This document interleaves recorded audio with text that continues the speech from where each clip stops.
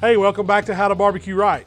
I'm Malcolm Reed. Today I'm going to show you how I do a bone-in rib roast on the smoker. We're going to get this roast seasoned up, we're going to get it in some good pecan smoke, and we're going to cook it just right. It's a perfect medium rare. That's the way I like to serve it. With those holidays coming up, this is a real special meal that you can put together for your guests. They're going to love this bone-in rib roast. Let's get to cooking. So what we have today is a 4-bone rib roast. And all this is a bone-in ribeye. Same thing as prime rib. I went to my local butcher and told him I wanted a 4-bone piece. This one weighed just over 9 pounds. It does have a little fat on the outside when you get it. Just use your knife, break it down a little bit, and it kind of peels off real easy. I went ahead and had the butcher French the bones, and all I had to do is clean them up a little bit. I don't get real crazy with it. Just scrape down the excess. You want to, for some presentation, you want to have them cleaned up some. I also used a few pieces of butcher twine just to tie it up and to give it some shape. It's going to hold while we get it on the smoker. And that's all there is to this roast. Just think of a prime rib. It's the same thing, bone in, and we French the bones. It's that easy. Now we're ready to get some seasoning on the outside of our bone-in roast. I'm starting with some of my AP rub and my steak rub. I really like that salt, pepper, garlic flavor and the coarseness of that steak rub. But I've got some fresh herbs here. I've got some thyme, some rosemary, and some sage that I've just chopped up real fine. And I'm just gonna mix these with that AP and steak rub along with about 6-7 cloves of garlic that I've chopped up. And this is gonna be a really great outside crust on this prime rib roast. Let's just use our hands, kind of gently mix all this together. That looks perfect to me. It's kind of coarse, and you can see all the herbs in there mixed with the garlic and those fresh seasonings from the steak rub and the AP. So we've got our rib roast tied up. It's ready to go. We've got a few sprigs of sage and rosemary there, but the first thing I'm gonna do is get a little olive oil on all over the outside of this rib roast. I'm just gonna use my hands, kind of rub it in. This is gonna be a binder. It's gonna make all that seasoning stick to the outside. You want to put it on the bottom side too. Now we're going to come in and we're just going to sprinkle our rub right on this roast. We're going to create kind of a bark on the outside with these fresh herbs and garlic. Now let's get to the top side. And you'll notice I'm going on kind of heavy. It's okay. This is a big, dense piece of meat. It needs a lot of seasoning. We're just kind of patting it in so that it sticks to the outside of this rib roast. You want to make sure you get your edges. Then you can turn it up. And what I like to do is just take some of that butcher twine, just put a few sprigs underneath that twine. All right, we've got all that seasoning on the outside. Those herbs are smelling great. This rib roast is looking beautiful. It's ready for some smoke. We're gonna go ahead and get our smoker fired up, and you can use any kind of pit today. I'm using my Gateway drum. We're gonna run it at 275 degrees. I'm starting out with some good Royal Oak lump charcoal and a couple wax cubes. It's that easy to get that fire going. Give it about 20 minutes, and then you wanna go ahead and throw your wood on, and whatever kind of wood you want, that's great. I like pecan for beef. It really gives it something special. It's a nice mild smoke. Get your cooking grate in place, and then we'll go ahead and check our vents back. Then we're ready to cook. All right, we've got the drum up to temps, running at 275. Got that pecan smoke rolling. Ready to get this rib roast right on the grate. We've just got it centered on the grate here. We're gonna get the lid on. We're gonna let it smoke. We're just gonna let this rib roast hang out in this pecan smoke, get real happy. We're gonna start watching internal temps on it, as we don't wanna take it too far. When you spend that much money on a good quality piece of meat, you don't wanna overcook it. We're looking for about 125 internal, and then we're gonna let it rest. That's where I like to serve it. Y'all stick around, we'll show you how it cooks. We've had it rolling about an hour, and I wanna go ahead and start watching the internal temperature. And I'm just going straight through, and we're really worried about the internal temperature in the center of the roast. We don't wanna overcook it. You could put your probe in at the beginning. I usually just give it an hour. It's looking great. We're getting that crust to develop. Color's good. We just want to keep letting it smoke. Got our probe right in the center, and I've got it set for 125. We'll verify that with our thermopin here in a little while just to make sure, but I'm just monitoring the internal temperature, letting it stay in the smoke. All right, our alarm sounded on our CyberQs telling me we've hit 125 internal. I'm just gonna verify it real quick, because I do not want to overshoot this rib roast. You can see thermopin's telling me 126. That's where I want it. I mean, that's perfect for me. We're gonna be to that rare to mid-rare, and I've just got some gloves on.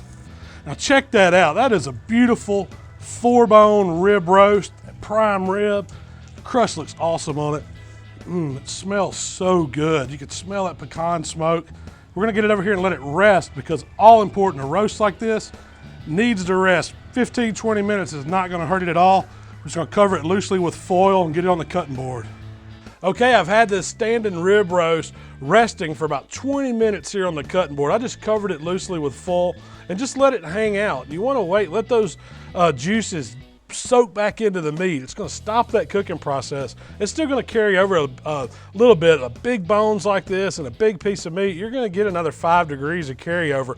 It's going to put us right where we want to be. Before I show you how I'm going to carve it up and before I try it, let's talk real quick of what we did. We started with about a 9-pound, 4-bone standing rib roast. Think prime rib, bone-in ribeye. It's exactly what this cut of beef is. We seasoned it with that AP rub, salt, pepper, garlic, some of that coarse steak rub, and we mixed herbs, sage, thyme, fresh rosemary, and then about 6 cloves of garlic. We just kind of made a real coarse seasoning to go on the outside. I wanted this roast French so the bones would look good, and we also tied it up to hold its shape. And then we just stuck a couple twigs of rosemary in there just for looks. Cooked it at 275 until it hit right at 125 internal. It took about just right over 2 hours, which is about normal. Use some pecan wood for smoke. You gotta have an instant read thermometer to verify those temperatures. You know, we put the probe in after about an hour, watched it the whole time, and then we double checked it at the end with that MK4 thermopin. And hey, we're ready to go now. It's done, it's been rested. So I'm gonna cut these strings loose from the backside. We'll go ahead and pull them off. Just put them to the side there. And you can go ahead and take that rosemary off. It's not gonna hurt if there's a little of it on there. And what I like to do for serving is we're gonna actually take this roast off the bone. So what you wanna do is just get your knife and follow the bone. You wanna go right down and come right underneath it there. Cut it right off. And then we'll set the bones to the side. There's still some good meat on those if somebody wants to tackle those later on. But we'll just leave that laying there for some presentation. Now we've got an easy roast. It just goes cut side down on the board, and you can cut it into the desired serving sizes you like. I like to just slice it up, and you know, if somebody likes it thin or they like it thick, towards the edges it's gonna be a little more done, but it's in the middle where we really want to see it, medium rare. And as I get into it, you'll see that this roast was cooked perfect. Still a lot of juice running out. Got a light pink color to it. That's perfect. And as it sits here, it's going to oxidize a little bit. And I'm just cutting it into slices. I'm going to keep going. That looks good to me, man. And what I like about cooking a rib roast like this is you can cut it into whatever size pieces you want. If you have somebody that wants a real thick serving, hey, cut it off thick. But I'm going to get a piece out here. I mean, just look at that. That's beautiful. Perfect, medium rare, so much juice left in it. I'm gonna get a bite right out of the center. Some of that spinalis on the front end, that fat's rendered on the inside. It's so soft. Some of the outside bark. Oh man, that just melts in your mouth. Prime rib, a rib roast like this, it is excellent. And if you really wanna blow somebody away for the holidays, make one of these. They're easy to do. And you're not gonna beat the flavor that when you add the smoke, get those good herbs on the outside, a good coarse rub. Cut of beef like ribeye is awesome anyway. I mean, it's the best cut on the cow. And then when you put some smoke to it, a couple hours is all it takes. It's super simple. And you get something fabulous like this. Oh man.